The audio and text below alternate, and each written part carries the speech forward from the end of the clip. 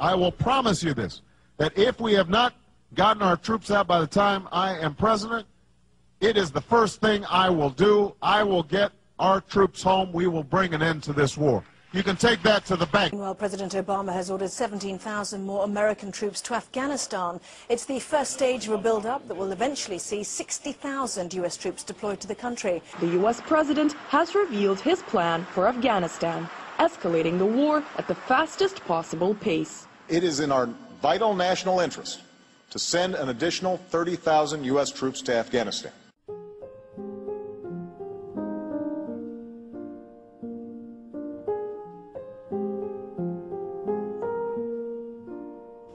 When I was in Iraq, I saw the devastation that our invasion and occupation had met out upon the Iraqi people. I saw and at times participated in the dehumanization and degradation of the Iraqi people. By robbing others of their inherent dignity, by denying them respect, and by treating them as the less than human other, we ultimately robbed ourselves of our own dignity, humanity, and compassion. You roll into Baghdad, every single big apartment building is blown up. Every single apartment building in Baghdad has been broken to the ground by artillery and airplanes bombing. You cannot meet someone in Iraq who has not lost a family member. Could you imagine what we had done in America if in 9/11 everybody in America lost a family member?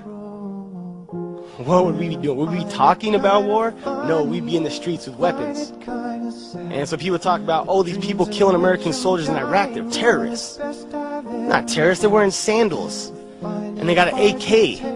And they got 14-year-old boys building bombs to kill these American soldiers because we killed their family. People just don't wake up and want to go kill people. I was ordered multiple times by commissioned officers and non-commissioned officers to shoot unarmed civilians if their presence made me feel uncomfortable. The primary loyalty is not to democracy or to the flag or to America or to the Iraqi people or to the rule of law.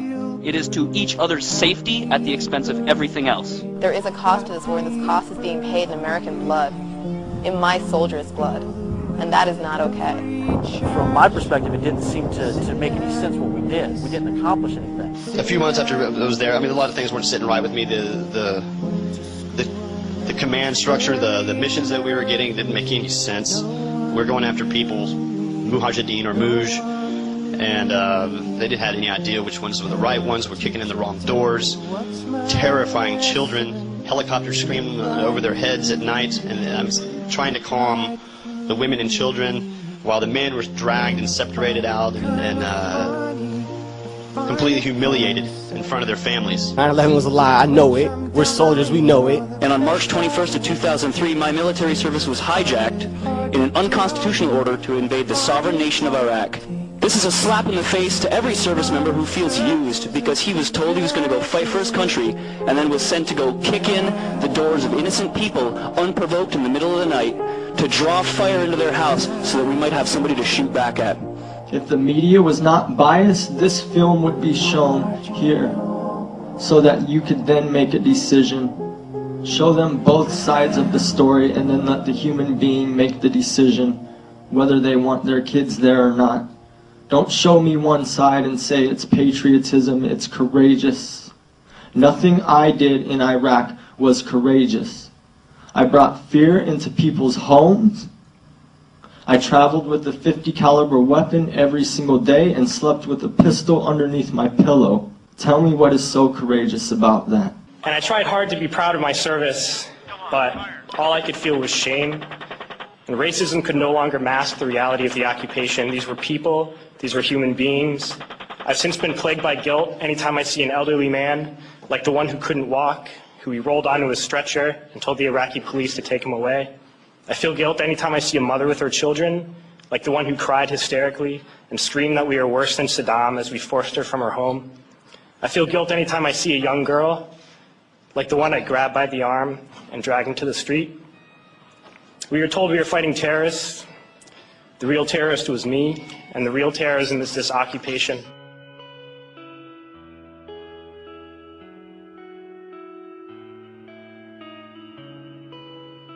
Funding the war is killing the troops. I mean, if you really think about it, it's really, really blatantly obvious. And it's really stupid that we have to say this. But we do. We have to get down to basics. We have to break it down Barney style, as we say. When I joined the military, I raised my hand and said that I would protect the Constitution of the United States and its people, and against foreign and domestic enemies.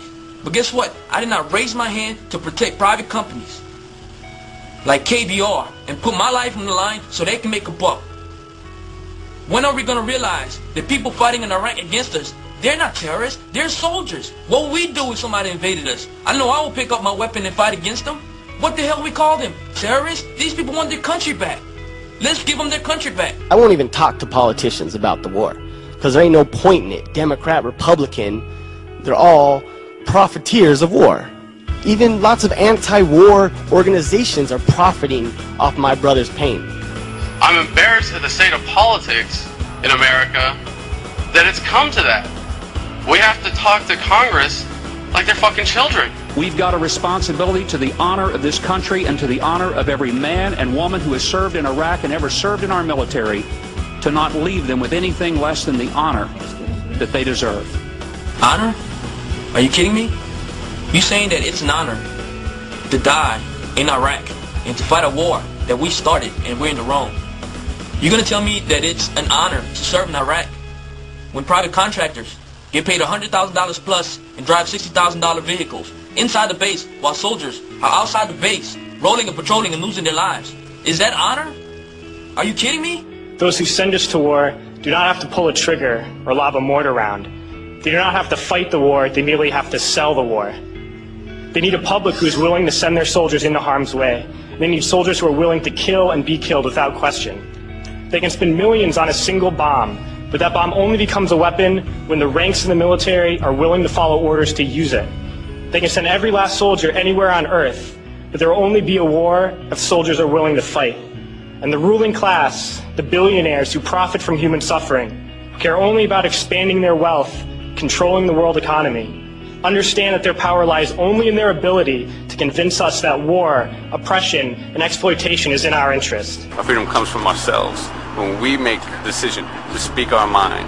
This is well within the rights that service members have, but not very many service members know that they have. As soon as I got out of the military, I joined an organization called Iraq Veterans Against the War, which, aside from calling for full immediate withdrawal of all U.S. forces from Iraq, also calls for full support and benefits for returning veterans. We have members across the country and overseas, in Germany and Iraq. Less than 4 years ago, there were 7 of us, and today there are over 1,200. Our membership has more than doubled in the past year and is continuing to grow. So we do have a resistance movement. We do have dissent within the ranks. It's happening for each one of us who goes public. There's probably 100, who are resisting quietly. Let's be brutally honest. Our leaders aren't going to end the occupation. It's going to be us that ends the occupation. Thank you. Thank you. I don't think as a 24-year-old kid I should go to jail for not wanting to kill people. I had a personal experience after one of the talks that I did with a man. He came up to me after that, and he told me he was an Iraqi man. And he said that he was from the area around Balad, and I was stationed in Balad. And I just couldn't help it. Just all of a sudden I hugged the guy. And I said that I was sorry. That I was so sorry. And I ended up crying right there to this perfect stranger. And he told me it was okay. He told me it was okay. And that was redemption.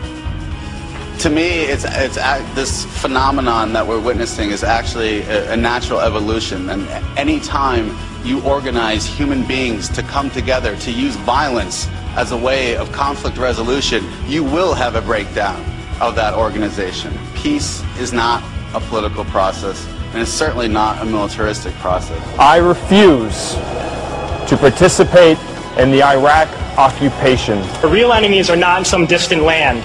They're not people whose names we don't know and cultures we don't understand. The enemy is people we know very well and people we can identify. The enemy is a system that wages war when it's profitable. The enemy is the CEOs who lay us off from our jobs when it's profitable. It's the insurance companies who deny us health care when it's profitable. It's the banks who take away our homes when it's profitable. Our enemy is not 5,000 miles away. They are right here at home. And if we organize and fight with our sisters and brothers, we can stop this war, we can stop this government, and we can create a better world. There's a term, once a Marine, always a Marine, but there's also the term, eat the apple, F the core. I don't work for you no more.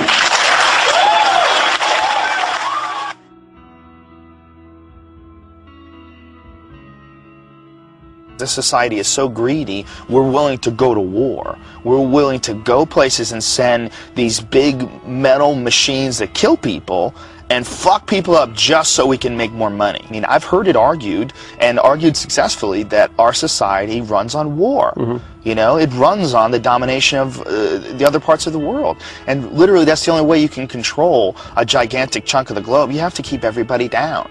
You know, and that's what our society is based on as far as our globalization, you know, schematic that's been laid out by all these Republicans and all these Democrats and all these people that, you know, are pretending to be our leaders and pretending to look for. None of these people have had these experiences. None of these people feel connected to everybody. They're still, even the best ones are still operating within a very old framework. And a framework that's set up by ignorance. It's a foolish framework. The idea that it should be okay to go somewhere and engage in war to protect a society that wants to go places and engage in war. That's insane. That's insane. Because you're saying, I mean, that's automatically saying that the lives of the people here are worth more than the lives of the people everywhere else. And they're all one thing. They're all exactly the same.